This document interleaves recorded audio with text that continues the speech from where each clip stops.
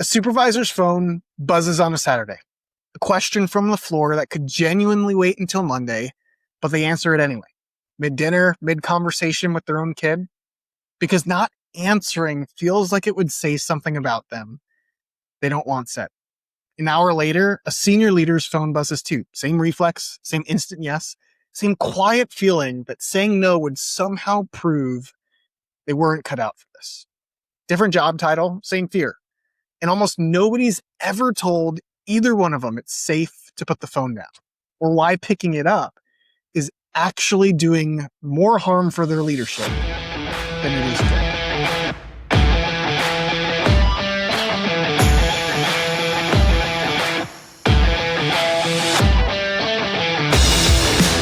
Welcome to the Frontline Leadership Podcast, where we help organizations strengthen and empower the leaders their operations depend on. I'm your host, Craig Coyle, former Apache helicopter pilot, aerospace leader, and founder of Operation Lead. And look, today we're talking about something I definitely was not qualified to teach a decade ago, something I've personally had to live and work through myself to grow both as a person and a leader. So with all that in mind, let's dive in. Last week, we talked about commander's intent, the key tasks and end state, the layer that turns a mission into something a team can actually execute. And I closed that with a tease that none of it holds up if the person executing it can't protect the capacity to do that work in the first place. What's interesting is we've talked about protecting that capacity at length a few times already. We've talked about it in terms of clarity in your role as a leader and the Eisenhower matrix and prioritization and time blocking, all important, even critical for us to help our teams reach their potential. But there's something underneath all of this that determines whether we're constantly fighting an uphill battle against ourselves to do these things, or whether we're seamlessly operating from principles within that are in alignment with these things. That's today. It's not a new framework. It's something underneath every framework we've covered so far, including last week's, and especially those from episodes 22 and 26. And look, here's the honest version of what I want to actually ask you today. And I mean this for both the supervisors listening and the senior leaders listening in equal measure. How do you feel when you say no?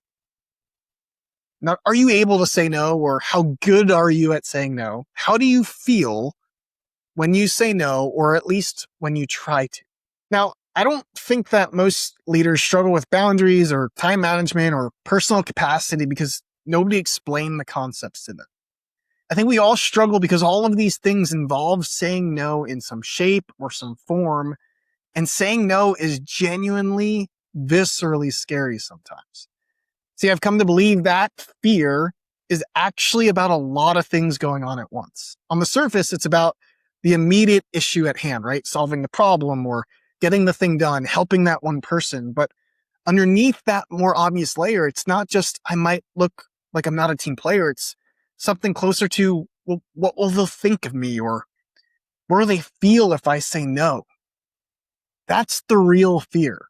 It's not the no itself. It's what we believe happens to us after someone else reacts to it. It's the fear that speaks to us when the phone rings, when the emails pile up, when the hours get late, and the list goes on and on. Now, here's the turn, and it's the foundation everything else in this episode and beyond is going to sit on top of. Dr. Henry Cloud and Dr. John Townsend offer a distinction that reframed this completely for me in their book, Boundaries. And it's a book I genuinely believe not just every leader, but every person needs to read. Their core idea draws a line between two things we constantly confuse: being responsible to someone and being responsible for them. See, being responsible to someone means being honest and caring and present. Being responsible for someone means owning their internal state. That's their feelings, their reactions, their disappointments. It's as if it were a task on your own list to manage. See, most of us were never taught the difference. So when we set a boundary and someone reacts to it badly, we treat the reaction as evidence that we did something wrong, instead of recognizing it as their experience to have and move through, not ours to prevent or to fix.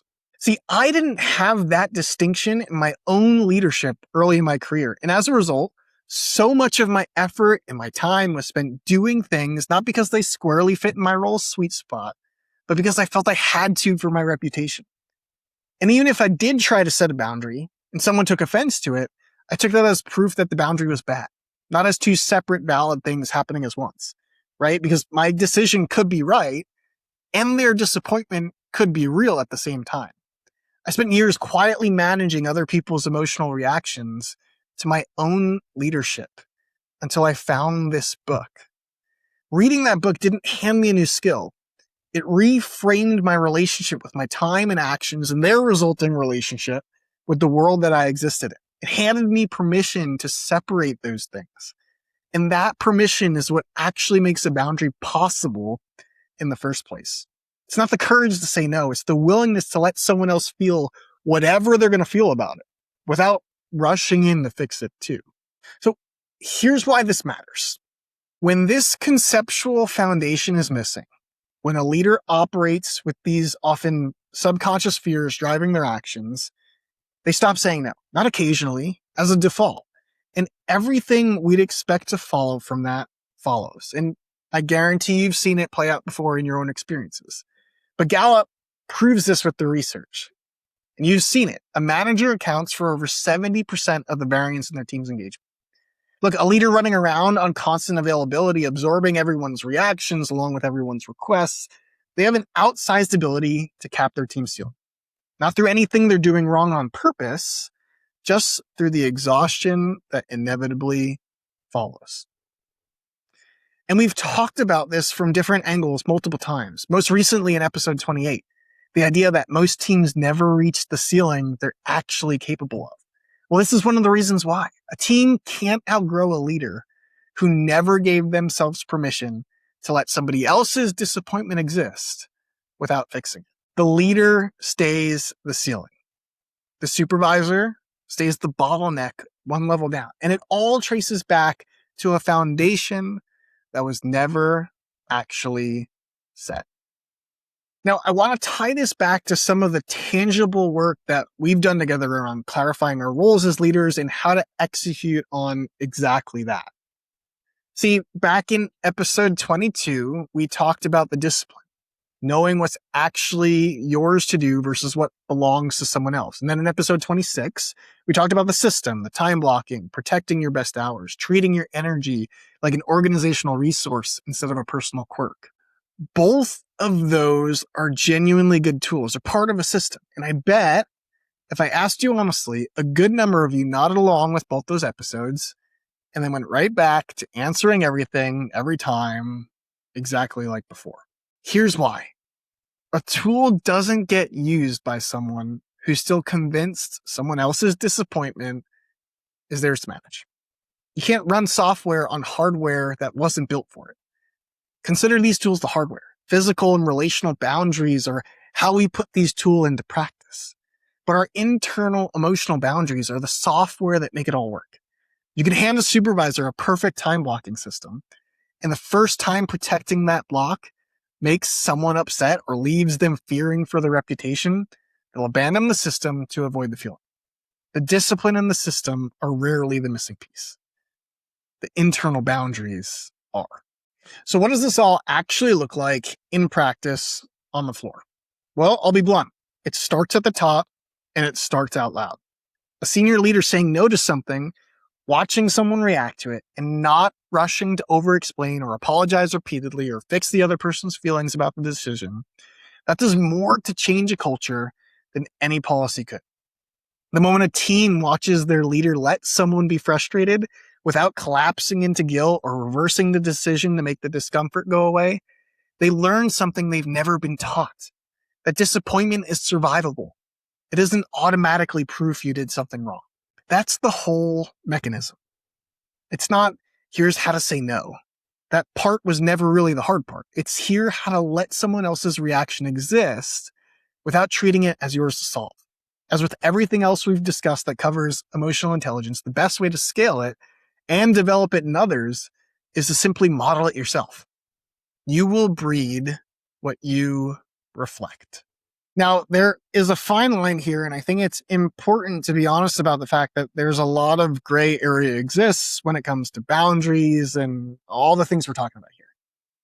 This is not permission to stop caring how your decisions land on people. Caring about someone is still good leadership. Owning their reaction, though, treating it like a burden you now have to bear for protecting the things you know you need to protect as a leader, is not. That's the distinction. And it's a lot cleaner than just don't worry about what people think. You're allowed to care. You have to care.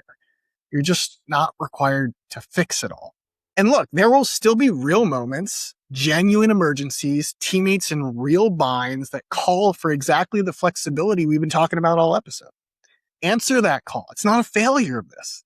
That is real leadership. The goal is never rigidity. It's a leader that develops the intuition to tell the moments that matter apart. Here's where I want to put my foot down. When you own your role, protect it, and set boundaries around it that allow you to fulfill it, you are leading in the fullest sense of the word. And by doing exactly that, you're caring for both the people above you and below you in the best possible way you can. And guess what? If they can't appreciate that, then maybe that's telling you something that you might want to listen to. So if I were you, here's where I'd actually start. This week, just pick one recurring moment where you typically say yes automatically, largely just to avoid someone else's disappointment, even if you don't realize it. And this time, just let them know stand. Let them feel whatever they feel about it. Don't rush to fix it. Protect your mind, protect yourself, and protect your role.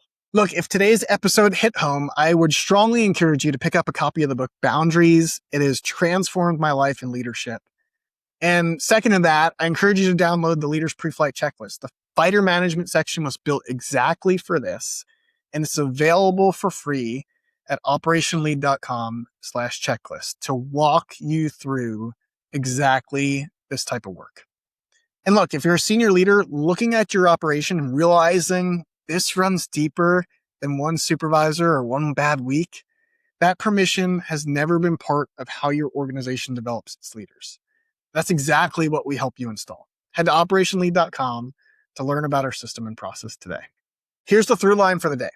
The fear you feel around setting a boundary was never really about the no. It was about believing what the no meant. You can be honest and caring and present and responsible to the people you lead and who lead you without being responsible for how they feel about every decision you make. Do that, even in one small place this week. And you're not just protecting your own capacity. You're showing every supervisor, every team member watching that it's allowed. Next week, we've got a conversation I've genuinely been looking forward to sharing with you all. My good friend Matt Geertsen joins me. He's an Air Force pilot turned leader development consultant for a conversation between two military aviators who found the exact same gap waiting for them in the civilian world. I think you'll genuinely appreciate the conversation we share. But until then, I'm Craig Coyle, and this is the Frontline Leadership Podcast. Let's